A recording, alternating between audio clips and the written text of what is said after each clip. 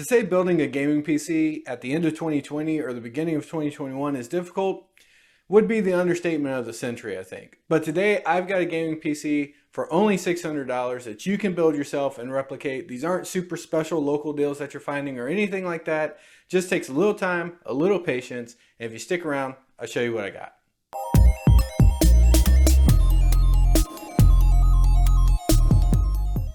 Hi everybody, welcome to Pinky Tech. I'm Joe, and like I said, today I've got a $600 gaming PC that you can put together yourself. So let's get into the parts. Starting off, like every build, I chose the processor, and today I've actually got the Intel i3 10100. So before you get bent out of shape, yes, it's an i3, but it is hyper-threaded because it's 10th gen. So what you have is a 4-core, 8-threaded processor that regularly maintains a 4.1 gigahertz on all-core boost. For the motherboard today, we have a B460 from Gigabyte. This is the DS3H model, so nothing special to write home about, but it does allow better memory speeds than the H410 motherboards. It has 4 dedicated memory modules as well as pretty decent I/O. So for sub $100, it's a really good motherboard to pair with this CPU. Speaking of memory, we have got the Alloy Warhawk series. This is a 16 gig kit of 3000 megahertz memory. And while 3000 megahertz is not 3600 megahertz, obviously because numbers are different there, it is perfect to pair with this 10100 and with this motherboard because you really can't go over 3000 megahertz on the speed.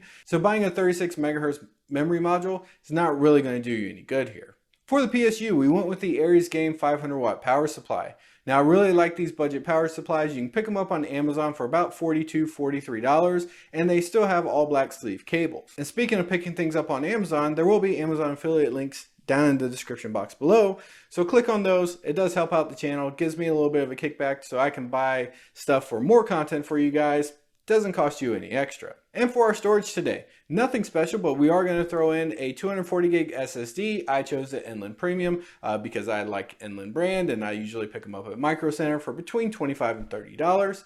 And we're going to go ahead and pair that with a 1 terabyte 7200 RPM Seagate drive. Moving on to the case, we've got the Dark Flash DLM21 mesh front panel in white. Now this is a great little micro ATX case. I'll have a full review of that coming up next week, so make sure you subscribe and hit the little notification bell so you don't miss that. But the one major drawback I have with this case is that it does not have any included case fans. So to fix that, we're going to throw in a 3-pack of up here RGB fans. Not only will this be plenty to keep the system cool, but it's also going to throw in a little RGB goodness for it. And last but certainly not least, we have got the Sapphire RX 570 4GB GPU. Now finding graphics cards is really difficult nowadays, but it was under $150. Normally these things I would like to pick up closer to $100, but graphics cards being what they are nowadays, trying to get a hold of, it is what it is. We did our best here. All right, so there you have it. A 600... What? You don't believe me that this thing can game. I told you it could game. You should... There's no trust left in this world. I swear. Roll the benchmarks. Somebody. There's no one else here. I got it here. Just hold on.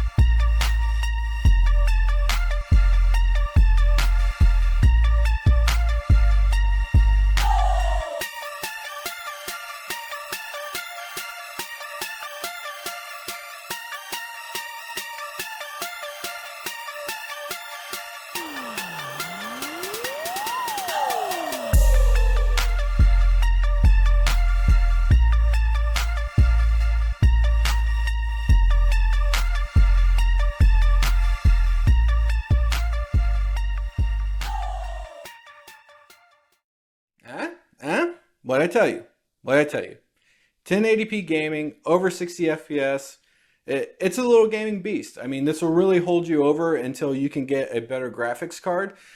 Even then, throw 3060 in it or something like that, should be fine. Even if you find a good deal on a used 2060, you can put in there and pair with that 10100.